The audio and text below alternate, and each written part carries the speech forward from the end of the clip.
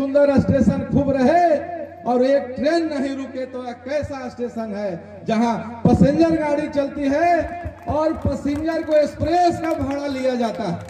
जो कोविड में एक स्टेशन भी जाइए तो एक्सप्रेस का भाड़ा वो भी दर कम नहीं हुआ। हमारे माननीय सांसद महाबली बाबू दो तीन बार पार्लियामेंट में क्वेश्चन किए।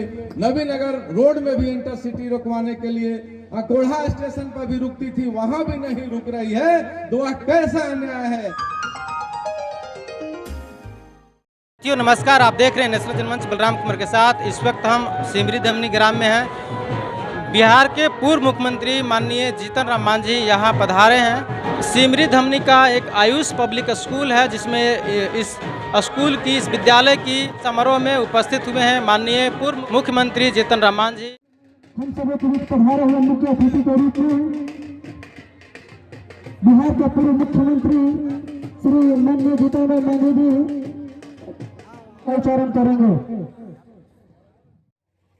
बहुत हर्ष की बात है कि आज मैं सौभाग्यशाली हूं कि हमारे सिमरी पंचायत की धरती पर उपस्थित होकर हमारे पूर्व मुख्यमंत्री साहब हमारा मान सम्मान जो बढ़ाने का काम किया है उनको मैं तहे दिल से धन्यवाद देता हूं।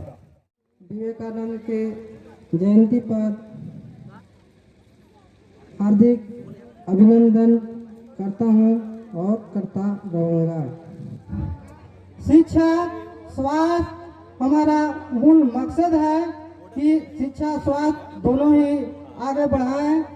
शिक्षा तो हम बाद में यहाँ उपस्थित किए हैं 2 साल से, लेकिन स्वास्थ्य के क्षेत्र में हमने इस क्षेत्र में जो कार्य किए हैं आप लोग खुद इसके लिए जान रहे हैं या इसके भाग्य के पात्र हैं। पटना गए हुए थे, दलितों के मसीहा पूर्व मुख्यमंत्री जी से मिलने के बाद लगा कि बिहार में कोई ऐसा नेता नहीं है इतना सहज सरल और सुलभ जिन्होंने एक छोटा सा फरमान लेकर के आम आदमी डॉक्टर शेखर जी जैसा, संतोष कुमार गौतम जैसा और अभय भाई जैसा गए हुए थे। इन्होंने कहा 80 वर्ष की अवस्था में भी कहा कि मैं आपके धरती पर चलूंगा, आपका कार्यक्रम में जरूर चलूंगा और 4 चांद लगाऊंगा। अपने क्षेत्र के विकास के लिए गया में जाइए, जिस जगह पर प्रतिनिधि रहे मांझी जी वहां का कायाकल्प दिए कि शंकर भगवान है, अवघड़ है, इनसे जो दान मांगता है उसको दान दे ही दे देते हैं, चाहे वह किसी जाति का हो, किसी पार्टी का हो, किसी धर्म के हो, किसी मजहब के हो। विकास की कोई जाति नहीं होती है।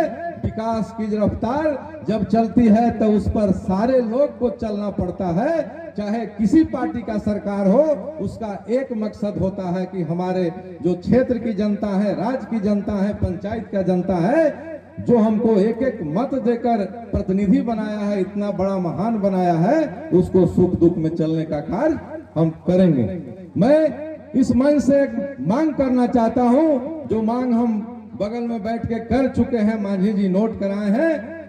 हम इनको बोले हैं कि औरंगाबाद से चलते हैं, सुंदरगंज चतरा रोड से इटवा मोड़ हम आते हैं और वहां से 2 मेगा पावर परियोजना है एनटीपीसी, उसको आने का सबसे सुगम रास्ता, सबसे शॉर्ट रास्ता सिमरी धमनी होते हुए सलैया स्टेशन जो उर्दाना नवीनगर बारुण पथ में मिलती है, इसको अगर पीडब्ल्यूडी में शामिल करा दिया जाए मांझी जी, तो इस क्षेत्र का ही नहीं, नवीनगर का ही नहीं, पूरे कुटुंबा और नवीनगर औरंगाबाद से जितने लोग अनुग्रह नारायण रोड से रेलवे स्टेशन है उससे आने के बाद इस सबसे सुगम शॉर्टेस्ट रूट हो जाएगा। और जहां जाते हैं आपकी आदत है कि कोई बड़ा तोहफा आप जरूर देते हैं, तो इस क्षेत्र के जनता की ओर से या पीडब्ल्यूडी तेजस्वी जी से बात करके, प्रत्यय अमृत उसके प्रधान सचिव हैं, आपके लिए छोटा सा काम है, लेकिन कुटुंबा और नवीनगर विधायन सभा का कायाकल्प हो जाएगा। ऐसा हमें पूर्ण विश्वास है कि इस मांग को आप जरूर पूरा कराएंगे।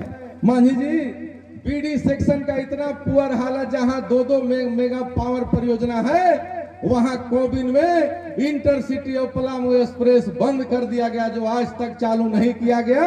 जो बनारस जाने वाले हमारे गरीब गुरबा यहाँ पर जो सामान्य लोग हैं, जो कमजोर लोग हैं, वह ट्रेन चालू रहती थी तो इलाज कराने में उनको बनारस जाके 1000-2000 चाहे पटना जाने के लिए पलामू आप जाते थे और इलाज कराकर चले जाते थे। पैसा के अभाव में आज 4000-5000 रुपया आपको लगेगा गाड़ी ठीक करके बनारस जाने में, पटना जाने में। जब ट्रेन चलती है तो ट्रेन पब्लिक के लिए चलती है, गरीबों के लिए चलती है, कमजोर के लिए चलती है। जब बीडी सेक्शन का मानी जी सबसे मॉडल स्टेशन आप जाएंगे तो वहां रेल के डीआरएम कहते हैं कि सलैया स्टेशन बीडी सेक्शन का सबसे सुंदर स्टेशन बना है। हम मानते हैं कि सुंदर स्टेशन खूब रहे और एक ट्रेन नहीं रुके तो यह कैसा स्टेशन है जहां पैसेंजर गाड़ी चलती है और पैसेंजर को एक्सप्रेस का भाड़ा लिया जाता है।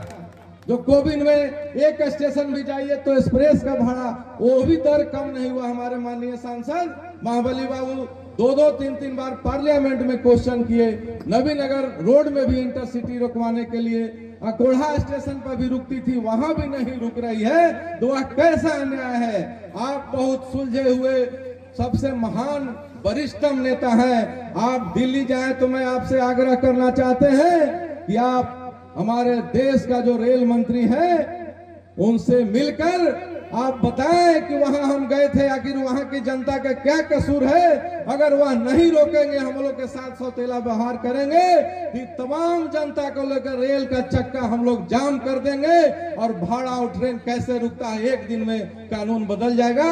वह भेदभाव कर रहे हैं, सरकार बदल गई है। इसलिए बगल में नावाडीह स्टेशन है, हैदरनगर स्टेशन है, जहां कोई भी यात्री नहीं चढ़ता है। महोदय बीडी राम जी के कहने पर डेंग 4-4 किलोमीटर पर इंटरसिटी का ठहराव करा दिया जाता है बगल में दे स्टेशन पर।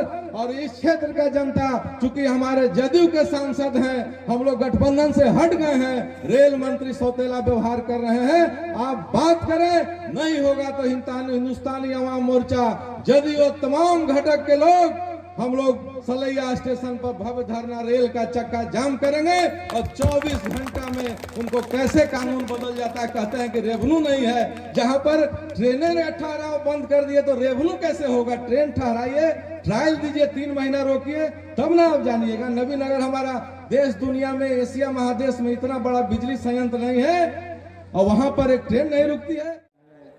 नवीनगर से बारह तक और गाना मोड़ से सलैया इतना होते हुए माली खतरा मुक्त पथ औरंगाबाद 40 किलोमीटर से RWB से है। उस 8 सिटी में बदलने की बात है। हम एक दिवस के अंदर ही अपना लेटर पैड लिख करके विभाग को हम देते हैं और परसों करेंगे। मंत्री को भी कहेंगे कि भाई उसको हम देखा है, उसको आप कीजिए। और सलैया स्टेशन पर जो आप कहते हैं बीडी सेक्शन पर पहले से गाड़ी रुकती थी तो अब नहीं रुकती है इंटरसिटी वगैरह। इस चीज़ के भी बारे में लिखा पढ़ी करेंगे और 15 के बाद हम दिल्ली जाएंगे। दिल्ली जाने के बाद रेलवे मिनिस्टर से मिल करके हम इसकी चर्चा करके सलैया स्टेशन पर रुकी गाड़ी इसकी भी हम प्रयास करेंगे। हमने भी शिक्षा की बात कही थी विवेकानंद जी ने भी, और शिक्षा का अलग संसार में जगाई थी। और बाबा अम्बेडकर ने भी कहा था कि शिक्षित बनो, इसलिए भगवान बुद्ध ने भी प्रथम सूत्र बतलाया था, बुद्धं शरणं गच्छामि, माने शिक्षा प्राप्त करो। उसी प्रकार से डॉक्टर भीमराव अम्बेडकर ने भी कहा शिक्षा प्राप्त करो। और कैसा शिक्षा प्राप्त करो, इसके लिए उन लोगों ने बताया था, उन लोगों ने कहा था, लेकिन आज के हुक्मरान उसको मान नहीं रहे हैं। और यही कारण है कि आज शिक्षा की गुणवत्ता में बहुत कमजोरी आ रही है, कमी आ रही है। बाबा भीमराव अम्बेडकर ने कहा था कॉमन स्कूलिंग सिस्टम होनी चाहिए। बाबा भीमराव जी एक साथी बोल रहे थे क्या पढ़ाई लिखाई बहुत खराब हो गई है, हमारे बच्चे बढ़िया से पढ़ते नहीं हैं, टीचर पढ़ाते नहीं हैं। दोनों बात संभव है, लेकिन हमारा कहना है कि जो पद्धति घिसी पिटी चल रही है 75 साल गुजर गए, हम लोग तो सोच रहे हैं कि अमृत साहब ने मान लिया, हुआ क्या? सिर्फ साक्षर हम आज 76-77% हुए हैं। ग्रेजुएट कितने हुए हैं, पोस्ट ग्रेजुएट कितने हुए हैं, मैट्रिक कितने हुए हैं? अगर इसकी बात करेंगे तो शायद 25-30% की बात आएगी। 75 साल आज़ादी के बाद भी हमारी हालत यदि ये है तो हमारी शिक्षा कहाँ है, इसको समझने की जरूरत है। इसलिए अम्बेडकर साहब ने कहा था कि कॉमन स्कूलिंग सिस्टम हो। लोहिया जी ने इसी को कहा था कि राष्ट्रपति का बेटा हो या भंगी का संतान, सबको शिक्षा एक समान। लेकिन आज क्या हो रहा है? कॉमन स्कूलिंग सिस्टम की बात हम करते हैं कि कॉमन स्कूलिंग सिस्टम यदि अपनाने के लिए कोई कहे, अपना घोषणा पत्र में दे, तो हम कहते हैं सभी लोग, आप लोग कॉमन स्कूलिंग सिस्टम वाले लोगों को आप वोट दीजिए ताकि उसकी सरकार बने।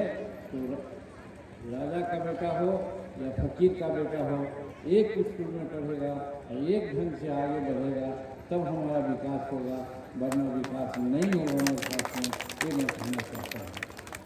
साथियों, नेशनल जनमंच को सब्सक्राइब करें, साथ ही बेल आइकन की घंटी को बजाएं।